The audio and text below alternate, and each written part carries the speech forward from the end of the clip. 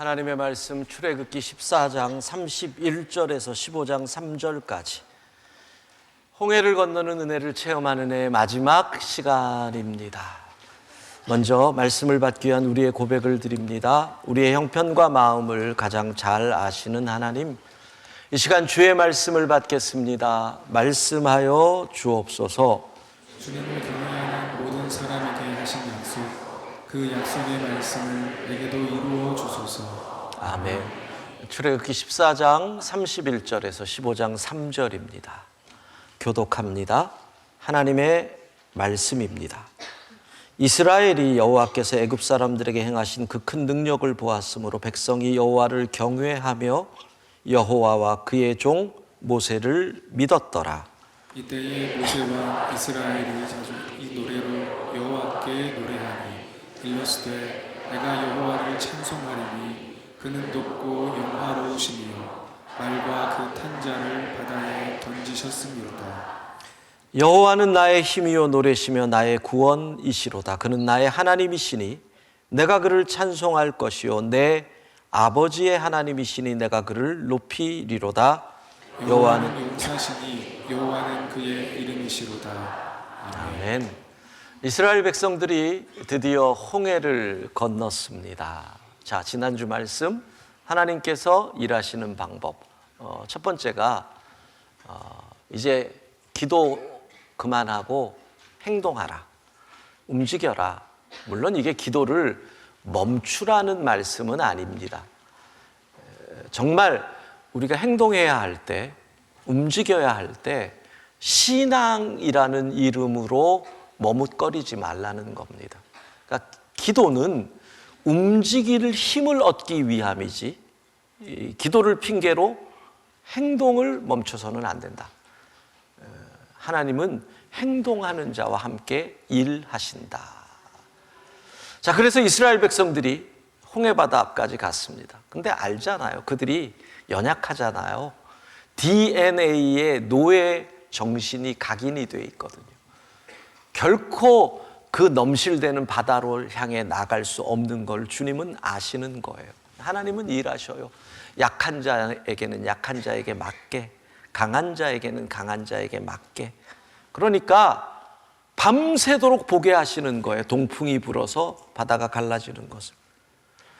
그리고 땅이, 마른 땅이 나는 걸 보고, 자, 이 정도 봤으면 됐지, 이젠 믿고 가라. 하나님은 가라 하시지만 언제나 우리의 믿음의 상태, 우리의 상황에 맞게 일하신다. 그래서 우리는 갈 수 있는 거예요. 그래서 결국 어떻게 되죠? 바로가 그렇게 자랑하던 애굽의 군대와 병거와 마병이 다 홍해가 공동묘지가 돼버리는 겁니다. 우리는 여기서 발견합니다. 하나님이 일하시면 적의 자랑, 적의 무기, 적의 능력이 하나님의 영광을 나타내는 도구가 된다. 그게 하나님의 일하심입니다. 여러분, 제가 그랬죠. 성경에 나타난 하나님이 일하시는 적의 능력을 하나님의 영광을 나타내는 도구로 사용한 가장 대표적인 예가 뭐라 그랬죠? 예, 십자가. 사단의 무기였습니다. 사단의 능력이었습니다. 사단의 자랑이 십자가였습니다. 그런데 우리 주님이 그 십자가를 지시고 홍해를 건너신 이후에 십자가는 하나님의 영광, 하나님의 사랑, 하나님의 능력의 증거가 되고 우리는 지금도 십자가를 자랑하고 있잖아요. 그것이 하나님의 일하시는 방법입니다. 자, 홍해가 갈라집니다. 마른 땅을 건넜습니다. 애굽 군대는 수장이 됩니다. 이렇게 기록되어 있습니다. 출애굽기 14장 30절 같이 읽습니다. 그날에 여호와께서 이같이 이스라엘을 애굽 사람의 손에서 구원하시네. 이스라엘이 바닷가에서 애굽 사람들이 죽어 있는 것을 보았더라. 예, 그들이 봅니다. 그들이 보았다, 체험했다는 겁니다. 홍해가 갈라졌습니다. 체험합니다. 하나님의 함께 하심을 체험합니다. 여러분, 그런데 이제부터가 사실은 더 중요합니다. 많은 분들이 홍해를 어떻게 건널까 하다가 홍해를 건넌 이후에 정말 중요한 걸 잊어버립니다. 건넌 이후에. 그래서 이게 왜 중요하냐면 우리의 인생이 홍해가 여기서 끝날 거라면, 살아보신 분들, 인생의 홍해가 한 번으로 끝나요? 건너면 또 다른 홍해가 있어요? 예. 여러분이 더 이상 홍해가 없기를 바라면 요단강을 건너시면, 며칠 후 건너시면 거기서부터는 없는데, 그 전까지는 이 홍해를 건넜다고 또 다른 홍해가 안 오는 게 아니라서, 이 홍해를 건넌 이후 우리가 어떻게 하느냐가 중요하다는 겁니다. 요즘의 표현으로 바꾼다면 홍해를 건넜다는 것은 정말 간절히 기도했던 기도에 응답을 받았다는 뜻이고, 내가 사모하던 큰 은혜를 하나님이 베풀어 주셨다라는 뜻이거든요. 그러니까 큰 간절했던 기도에 응답을 받은 이후에 내가 어떻게 하느냐, 큰 은혜를 체험한 이후에 내가 어떻게 하느냐, 이게 중요하다는 거죠. 그래서 우리는 본문을 통해서 홍해를 건넌 이후에 무엇을 해야 할 것인가를 오늘 배워가는 겁니다. 홍해를 건너는 것보다 어떤 의미로 더 중요할 수 있습니다. 자, 31절 같이 읽도록 하겠습니다. 이스라엘이 여호와께서 애굽 사람들에게 행하신 그 큰 능력을 보았으므로 백성이 여호와를 경외하며 여호와와 그의 종 모세를 믿었더라. 예, 보았다라 그랬어요. 보았다는 게 뭐예요? 체험했다는 거죠. 그들이 직접 마른 땅을 건넜거든요. 내가 체험했어요. 체험한 이후에 첫 번째가 뭐예요? 백성이 여호와를 경외하며. 잊지 마세요. 큰 은혜를 체험한 이후 성도의 마땅한 반응은 경외예요. 물론 감사 중요해요. 잔치 중요해요. 그렇죠. 평생 고민하던 문제가 해결됐으니 샴페인을 터뜨리고 싶을 거예요. 근데 그거보다 성경은 거기서 경외라는 말을 우리에게 제시한단 말이죠. 경외, 사전을 보면 이렇게 돼 있어요. 누군가를 존경하면서 두려워한다.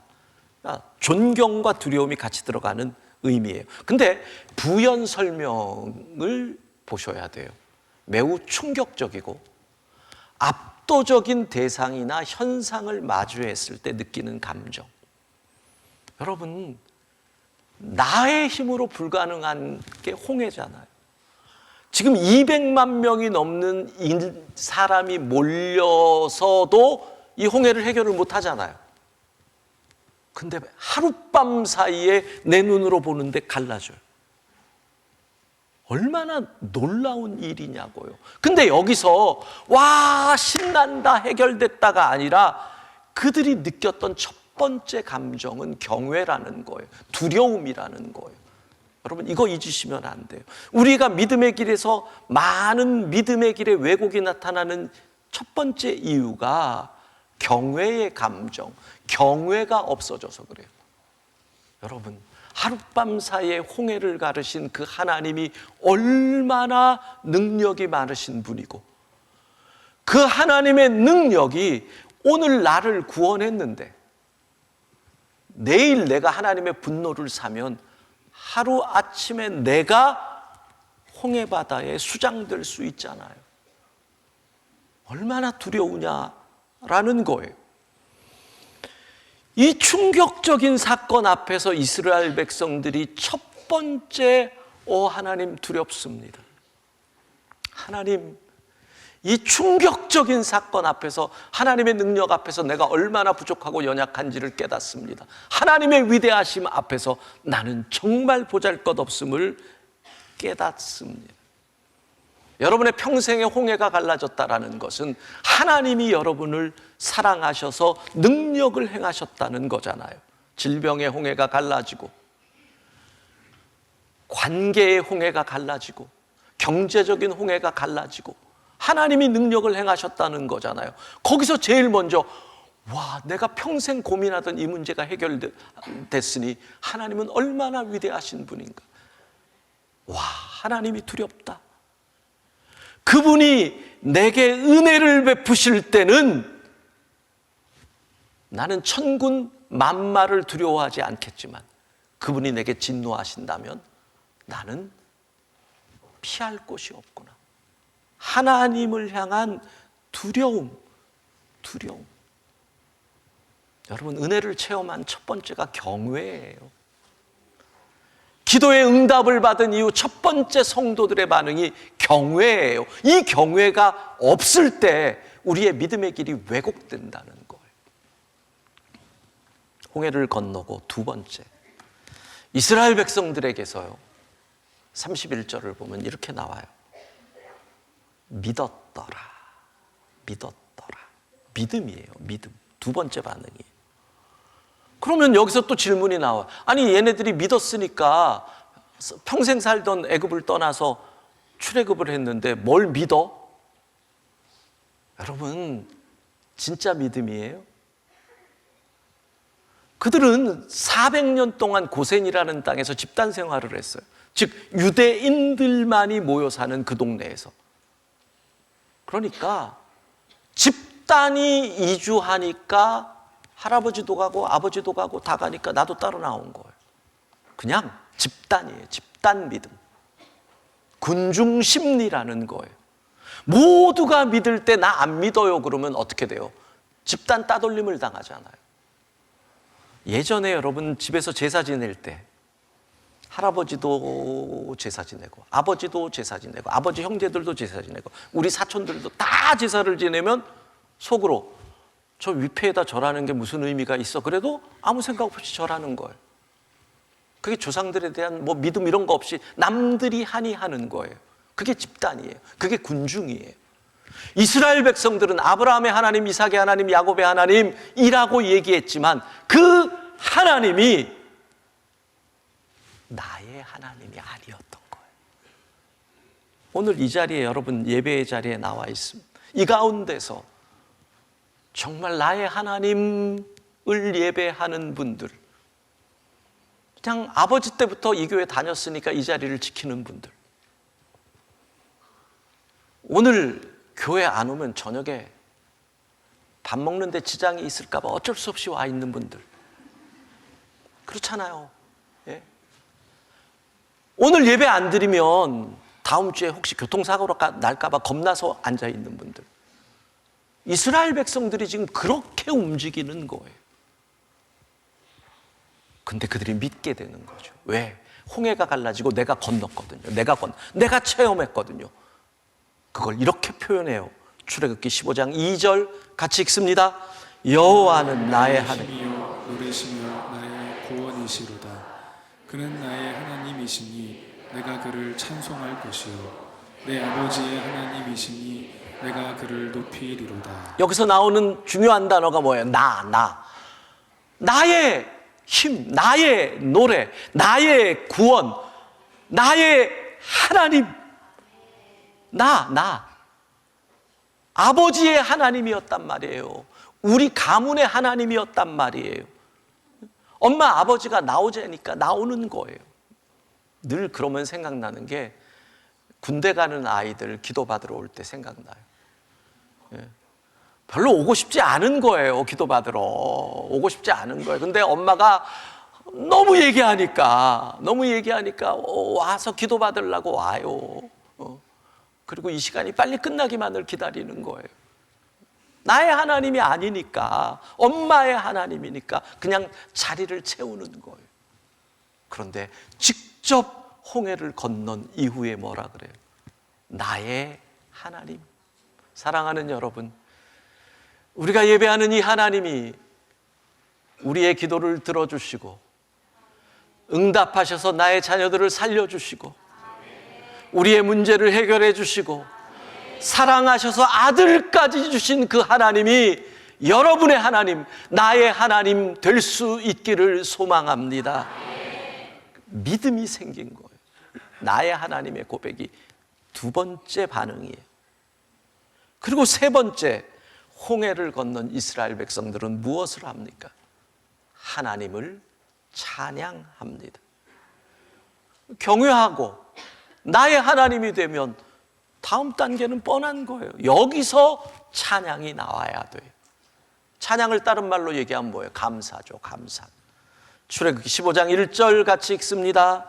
이때 모세와 이스라엘 자손이 이 노래로 여호와께 노래하니 일러스되 내가 여호와를 찬송하리니 그는 높고 영화로우시며 말과 그 탄자를 바다에 던지셨음이로다. 내가 여호와를 찬송하리니.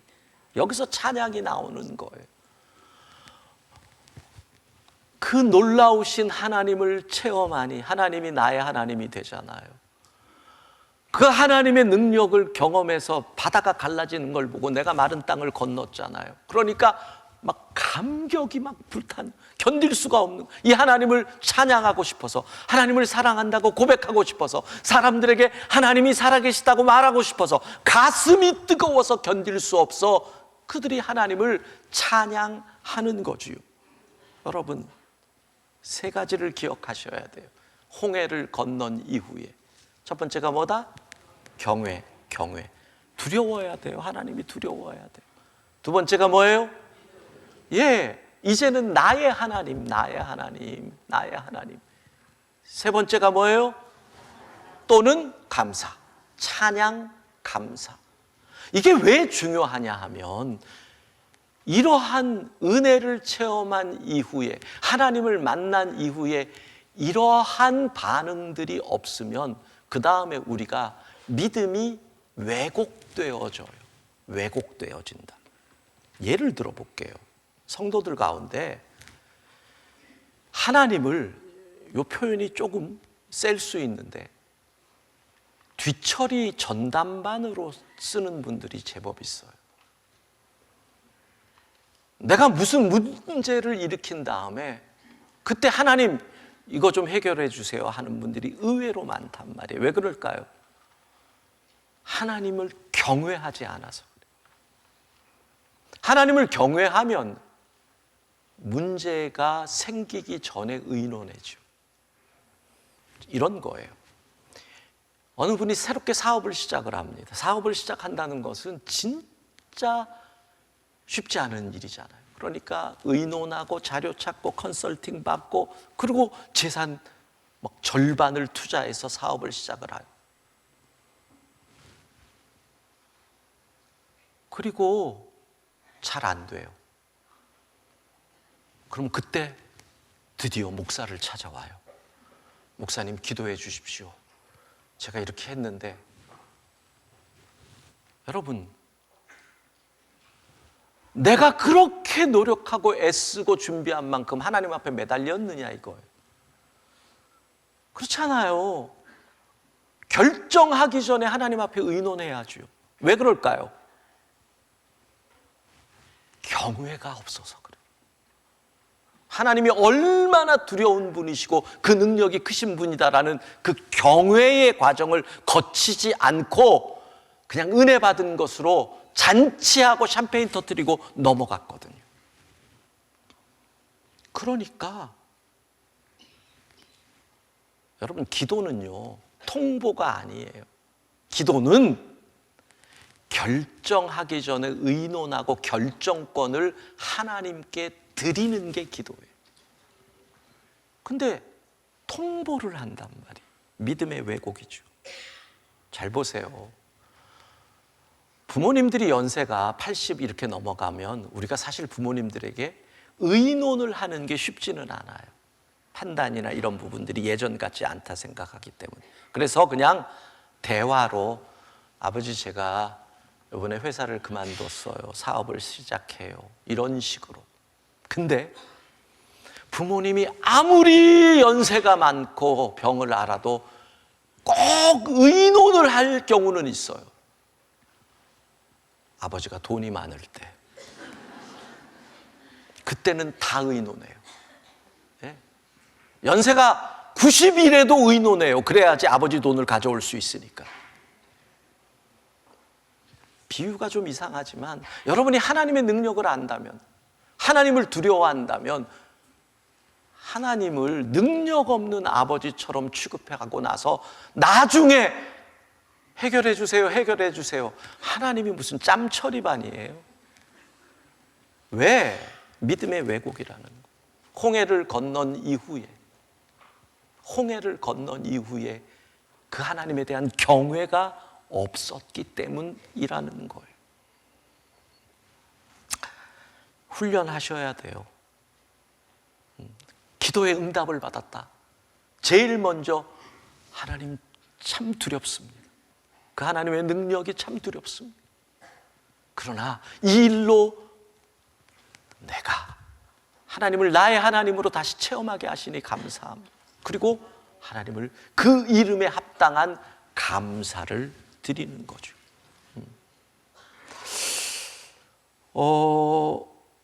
제가 가끔 묻는 질문이 있어요. 또 한번 물어볼게요. 죄 중에 가장 무서운 죄가 뭐라고 생각하세요? 어떤 분들은 살인, 살인죄 무섭죠. 우상숭배 무섭죠. 거짓말 무섭죠. 그런데 저는 이렇게 생각해요. 죄 중에 가장 무서운 죄는 같은 죄를 반복하여 짓는 죄다. 왜 그럴까요? 왜 우리가 같은 죄를 반복할까요? 하나님의 은혜를 이용하는 거예요. 내가 회개하면 용서해 주신다는 걸 알고 같은 죄를 반복하는 걸 두려워하지 않아요. 그게 결국 뭐예요? 경외가 없어서 그래요. 아까랑 똑같은 거예요. 우리가 은혜를 체험한 다음에 그 은혜를 베푸신 하나님에게 대한 감사가 충만해야 하지만 그 하나님을 두려워하는 마음, 경외가 있으면 어떻게 같은 죄를 계속 반복할 수 있어요? 교회 안 다니는 사람들이 옛날에 보면 교회 다니는 사람들을 약 올리거나 비난할 때 이렇게, 야, 너희 교회 다니는 사람들은 되게 뻔뻔해. 뭐가 어떻게 맨날 죄 짓고 회개하고 맨날 그러냐? 진짜 뻔뻔해. 그러면 이렇게 대답을 해요. 야, 우리는 그래, 죄 짓고 회개해. 근데 너희는 죄 짓고 죄인지도 모르고 뭐가 낫냐? 차라리 죄를 짓고 죄인 줄 아는 게 훨씬 낫다. 말은 그렇게 해요. 그러나 여러분, 같은 죄를 반복하는 이유가 뭐예요? 은혜를 이용하는 거죠. 그러다 보면 우리에게 나타나는 현상이 뭐예요? 죄를 가볍게 여기게 돼요. 그리고 우리가 뻔뻔해져요. 이게 두렵다라는 얘기예요. 결국 뭐예요? 홍해를 건넌 이후에 하나님 경외와 그 이름에 합당한 감사를 드리지 못해서 그래요. 그 이름에 합당한 감사를 드리지 못했다라는 거죠. 세 가지를 기억합시다. 세 가지. 첫 번째, 경외. 그렇잖아요. 내게 이런 능력을 행해 주신 하나님, 그분이 얼마나 위대해요. 그 위대하다는 건 동시에 두렵다는 거예요. 그 하나님의 능력이. 두 번째 뭐예요? 내가 건넜잖아요. 나의 하나님 믿음. 세 번째, 찬양. 찬양은 곧 뭐예요? 감사. 그 이름에 합당한 감사를 드려야 하는 거예요. 그 이름에 합당한. 요즘은 어떤지 모르는데 제가 오늘도 우리 이 군에 가는 청년 한 명이 기도받고 2부 예배 후에 와서 기도를 받고 갔는데, 군 생활을 할 때 보면 정말 군대는 그 이름에 합당한, 그 계급에 합당한 영광을 돌리는 곳이잖아요. 대대장에게 주는 의뢰와 별에게 주는 의뢰와 대통령에게 주는 의뢰가 다 다르더라고요. 그 이름에 합당한. 군대에서 할 때 맨날 이제 조회, 뭐라 그래요? 요즘 조례, 분열, 이런 거 하도 오래돼서 임석 상관에 대하여 받들어 총! 이러면 옆에 있는 브라스 밴드 같다. 빰빠라밤빠라밤 빰빠밤. 근데 이게요, 계급에 따라서 이 반복이 달라지더라고요. 별이면 이걸 뭐 되게 많이 해요. 빰빠라밤 빠라밤 빰빠밤 이걸 많이 해요. 국군의 날 행사 보세요. 대통령이 있으면 그거 한 번인가 한 다음에 그 다음에 뭐 나오는 줄 아세요? 빰빰 빠빰빰빰. 와, 대통령이 나오면 애국가가 뒤에 따라오더라. 그 이름에 합당한 감사. 홍해를 가르게 하시고 나로 하여금 마른 땅을 건너게 하신 그 하나님에게 합당한 감사 잊지 마시기를 바랍니다. 자, 경외, 하나님을 두려워하고 나의 하나님이라는 믿음의 고백이 있고 찬양과 감사로 여러분이 은혜를 받을 때마다, 기도의 응답을 받을 때마다 그렇게 나아갈 때 또 다른 홍해가 우리 앞을 막을지라도 우리는 어떻게 생각하는 거예요? 와, 또 하나님의 은혜를 체험할 기회를 주신다. 또 우리의 믿음이 자랄 기회를 주신다. 예. 제가 올 초부터 지금 2개월째 이 감기가 끝이 안 나서 이 감기가 제가 지금 제게 홍해입니다. 홍해입니다. 예. 하여간 다 끝난 것 같은데 마른 기침이 안 끝나는 거예요. 그래서 막 목이 계속 저를 간질 그러고 설교할 때마다 기침이 안 나오게 하려고 얼마나 숨을 쉬고 막 이러면서 하고 있거든요. 와, 6학년 3반은 어려운 것 같아요. 그게 그렇게 연말을 보내면서 이렇게 길게 갈지 저도 오죽하면 가가지고 이게 폐가 문제가 있나, 폐렴이 됐나 해서 사진을 찍었더니 감사하게 폐렴은 또 아니라 그래서 이렇게 됐는데, 홍해를 제가 그런 하나님, 이 제 목이 홍해입니다. 이 목을 어떻게 하시렵니까? 하나님, 홍해를 건너게 해 주십시오. 이게 제 기도거든요. 홍해를 건넌 다음에 가만히 생각을 하는, 나에게 홍해를 건너게 해주신 하나님께 어떻게 나는 감사를 해야 될까 생각을 해보는. 병원만 4군데를 바꿔가지고 내과 갔다가 이비인후과 여기 갔다가 저기 또 잘한다 그래서 저기 갔다가 여기 갔다가 얼마나 병원을 다니고, 도라지는 먹어도 도라지, 목에 좋다고 도라지는 얼마. 그래서 제가 그랬어요. 그래, 내가 병원비 쓴 것보다는 더 감사헌금을 드려야겠다. 홍해 바다를 건넌 다음에는 감사. 사랑하는 여러분, 인생의 홍해 바다 건너는 거 중요하지만 건넌 이후 경외, 믿음, 찬양과 감사, 홍해 바다가 우리에게 축복이 되는, 하나님의 영광이 나타내는 도구가 될 줄로 믿습니다.